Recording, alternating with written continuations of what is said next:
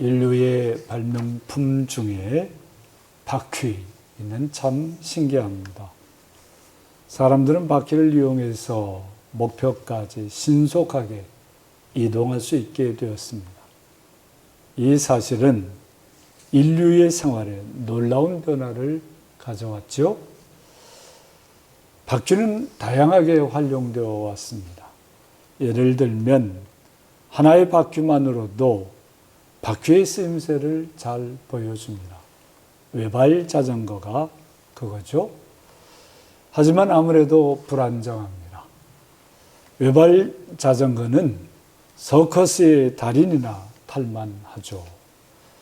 두발 자전거는 외발 자전거보다 안정적이지만 그것도 잘 타려면 상당한 노력이 필요합니다.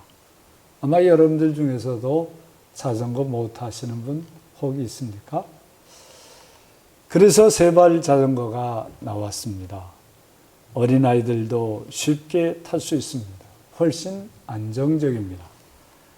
그러나 이보다 더 안정적인 것은 네 바퀴 탈 것들이죠. 이를테면 자동차 같은 것입니다. 대림절의 성도들이 성탄에 오시는 예수님, 다시 오실 예수님께로 나아가기 위해서는 네 바퀴 같은 그런 안정된 것이 있어야 하겠습니다.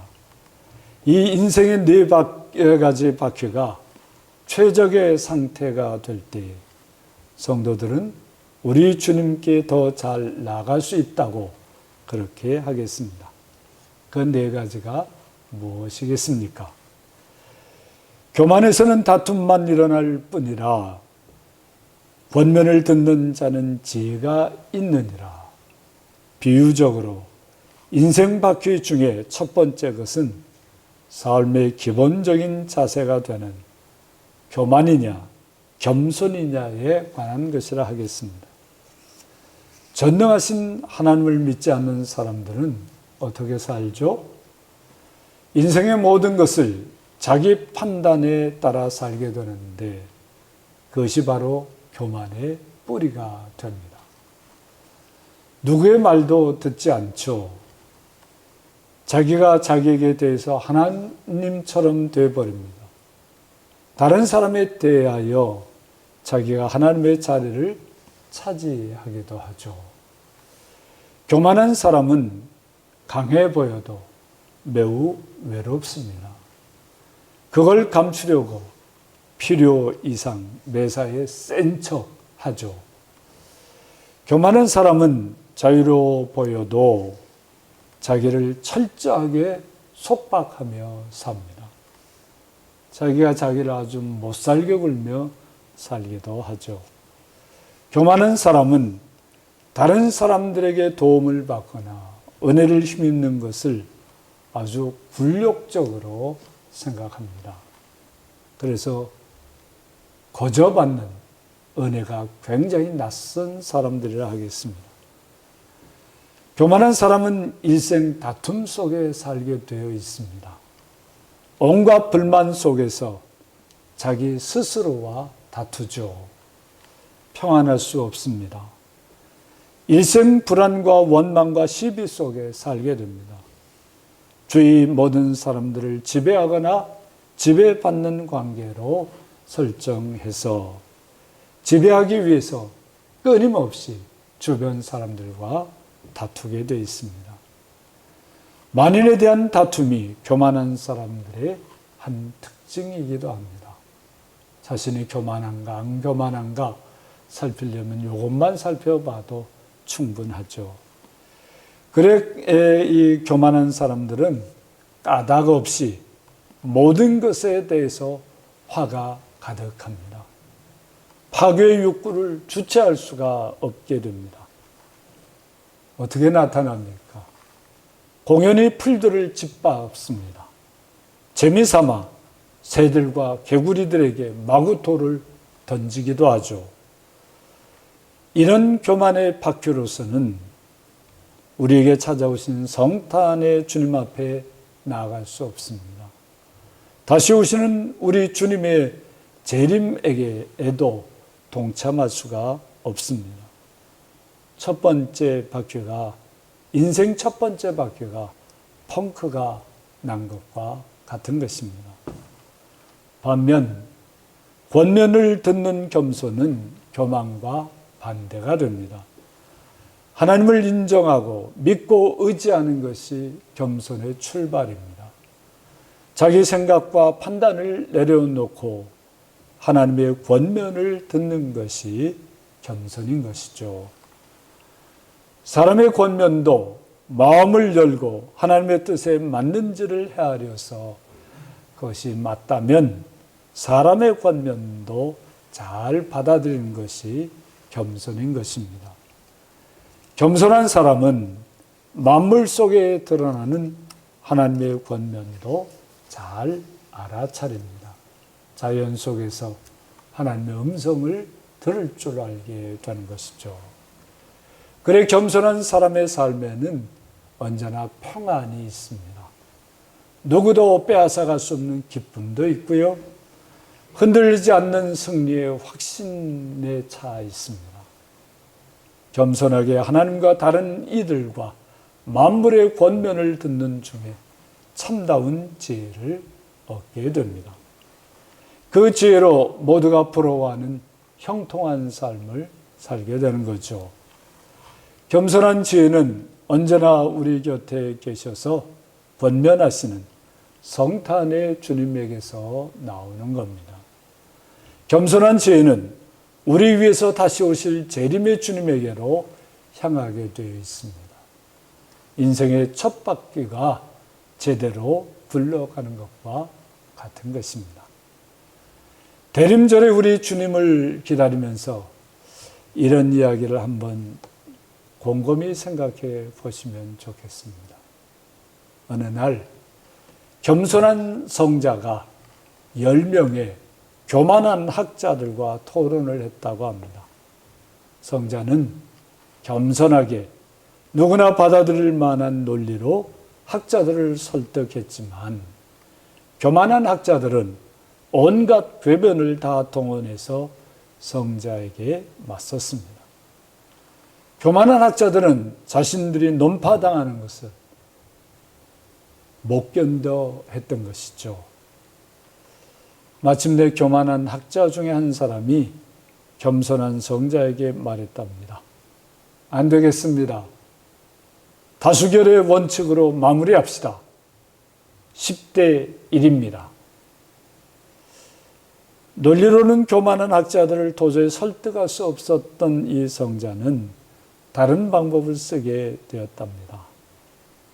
내 말이 맞으면 이 나무가 뿌리채 뽑혀 멀리 날아갈 것이요.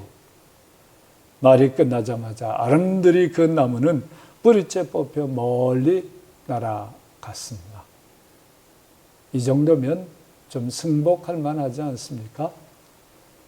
하지만 교만한 학자들은 그런 나무 한 그루가 그 증거가 될 수는 없어 받아들일 거절했습니다. 성자가 다시 말했답니다. 내 말이 맞으면 저 강물이 거꾸로 흐르게 될 것이요. 말이 끝나자마자 강물은 상류를 향하여 거꾸로 흐르기 시작했습니다. 이 정도 되면 승복해야 되는 거 아닙니까? 교만한 학자들은 어깨를 으쓱하면서 말했답니다. 강물도 증거가 될 수는 없어. 성자는 마지막으로 내 말이 맞으면 그 증거가 천국에서 곧장 내려올 것이요. 말이 끝나자마자 하늘에서 교만한 학자들에게 향해 천둥 같은 소리가 쩡쩡 울렸습니다. 성자의 말이 맞도다. 그의 말을 들을지어다. 그러자 교만하고 어리석은 학자들 중에 한 명이 일어나 이렇게 말했답니다. 알았소. 그러나 그래봤자 10대 2요.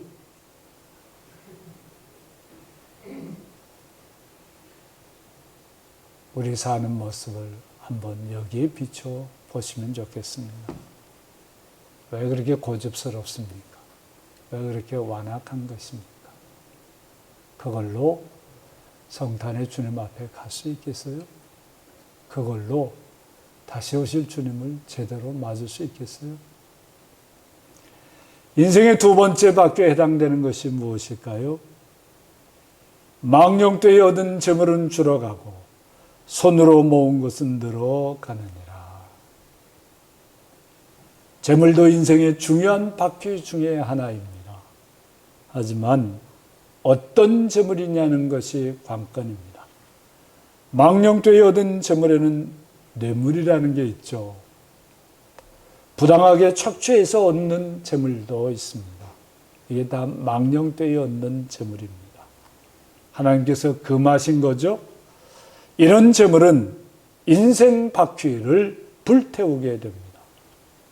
그러나 손으로 모은 재물은 정직하게 얻은 정당한 재물이라 하겠습니다. 폭리를 취하지 않고 합당한 이윤으로 얻은 재물을 말하는 것입니다. 정당하게 일하고 정직하게 일하고 얻은 재물이죠. 정당하게 모은 재물은 인생 바퀴를 더 잘 돌아가게 하는, 마치 바퀴에 기름칠하는 것과 같은 것입니다. 성탄의 주님 앞에, 재림의 주님 앞으로 사람을 이르게 해주는 인생 바퀴가 되는 것입니다. 정당한 재물을 어떻게 모아지나요? 그것은 하나님과 관계에서 형성이 있다는 것입니다. 모든 재물이 하나님의 것입니다. 아멘. 이를 믿는 데서 재물을 정당하게 모으게 되고 바르게 관리하게 되는 것입니다. 재물을 자기 것으로 여기는 한 이게 안 되게 돼 있습니다. 어떻게 그렇게 할 수 있어요? 시편 62편 10절에 재물이 늘어도 거기에 마음을 두지 말지어다. 재물이 늘어도 거기에 마음을 두지 말지어다. 없던 살림에서 갑자기 재물이 많이 늘어나면 온통 신경이 다 그 재물에만 쏠리게 돼 있죠. 그리 살지 말라는 것입니다. 재물이 는다고 해도 하나님께서 내게 조금 더 맡겨주신 것뿐 우리의 마음을 빼앗겨서는 안 되는 것입니다. 재물에게 마음을 빼앗겨서는 안 되는 것이에요. 더욱 마음을 가다듬어서 재물이 늘면 늘수록 재물의 주인이신 하나님만 온 마음으로 섬겨야 하는 것입니다. 그렇게 온 마음으로 하나님께 섬기는 사람들 속에는 재물로 인해서 하나님께 드리는 감사가 더 풍성해지게 됩니다. 이게 안 돼 있는 사람들은요, 재물이 늘면 근심과 걱정이 늘거나 교만이 늘어나게 돼 있습니다. 감사가 없습니다. 아무리 돈이 많아져도 감사하지 않습니다. 자기가 다 애쓰고 자기 머리 좋아서 다 번 줄로 알죠. 감사가 없습니다. 재물이 아니라 하나님을 바라보며 의지하는 것이 더욱 깊어져야 하는 것입니다. 하나님께만 영광을 돌려야 하겠죠.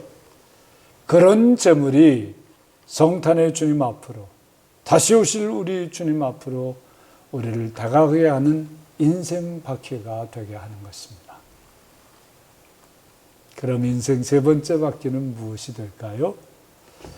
소망이 더디 이루어지면 그것이 마음을 상하게 하거니와 소망이 이루어지는 것은 곧 생명나무니라. 말하자면 소망이 세 번째 인생 바퀴에 해당된다 하겠습니다. 사실 소망이 없는 것은 인생 바퀴 중에 가장 중요한 바퀴가 없는 것과 비슷하다 하겠습니다. 다른 바퀴 다 있다고 해도 안정적일 수가 없습니다. 삐그덕거립니다. 가다가 어떻게 될지 아무도 장담할 수가 없는 것입니다.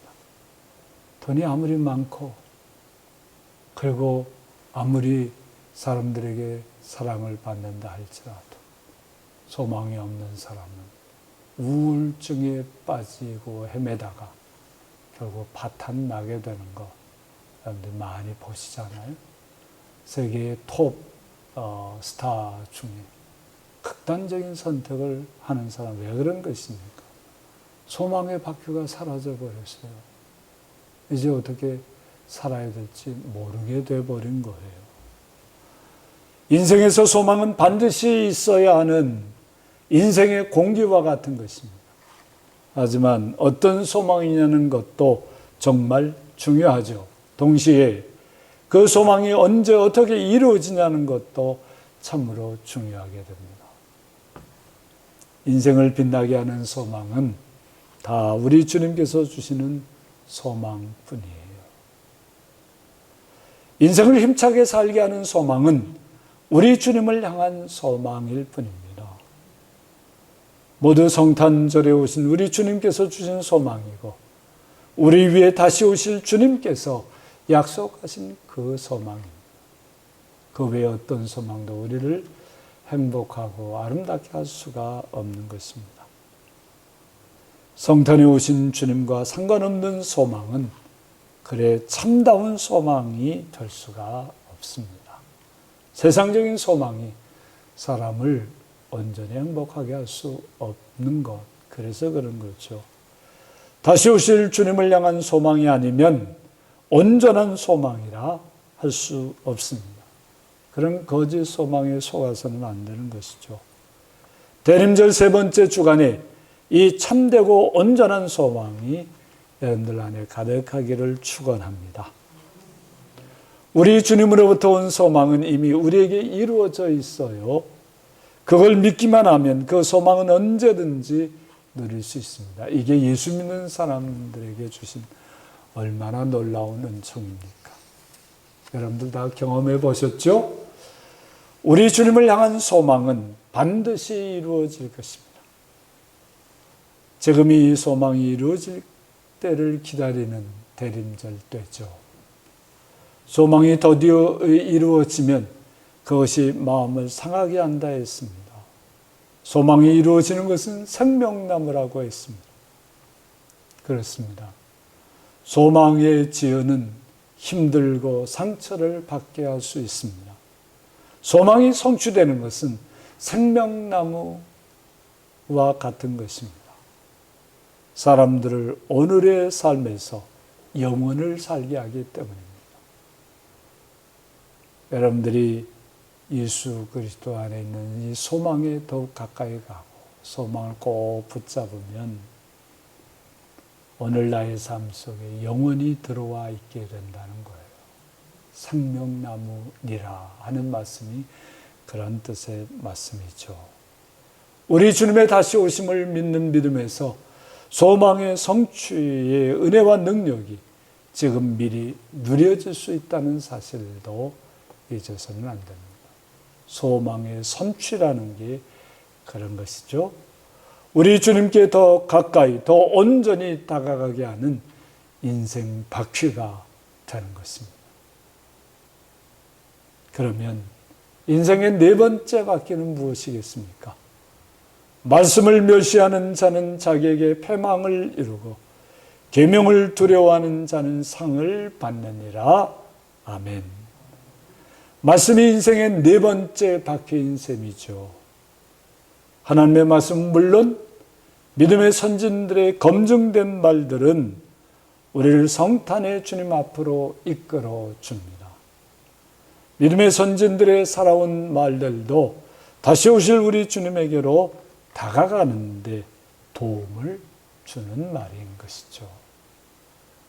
우리 믿음의 조상들이 그의 삶 전체를 걸고 이루어온 그런 삶에서 우러난 교훈들 얼마나 소중한 것이겠습니까? 그런 거 무시하면 안 되는 것입니다. 이런 말씀이 없이는 우리 인생은 방황하다가 성탄의 주님에게도 재림의 주님에게도 나아갈 수 없게 되는 것입니다. 자기가 자기에게 패망이 되는 것이죠. 스스로 자기를 망치는 거예요. 이런 말씀을 멸시해서는 안 됩니다. 이런 말씀을 계명처럼 경외하는 마음으로 따라야 한다 했습니다. 그런 중에 성탄의 주님을 더 온전히 만날 수 있습니다. 세상이 줄 수 없는 상을 받는 거죠. 말씀을 온 마음으로 따르다 보면 자기도 모르게 성탄의 주님이 우리 안에 계시게 되는 것을 확인할 수 있습니다. 그리고 그렇게 온 마음으로 말씀을 따르다 보면 우리는 다시 오실 주님의 보좌 앞으로 자연스럽게 나아가게 될 것입니다. 사랑하는 성도 여러분, 우리를 성탄에 오신 예수님 앞으로 인도해 주시는 인생의 이 네 바퀴, 겸손과 정당한 재물과 확고한 소망과 소중한 말씀을 잘 살펴서 이 주간에 여러분들 안에 정비하십시오. 바퀴가 잘 굴러가도록 정비해야 여러분들의 목표에 이를 수 있어요. 성탄의 주님 앞에, 재림하신 주님 앞에 이를 수 있는 것입니다.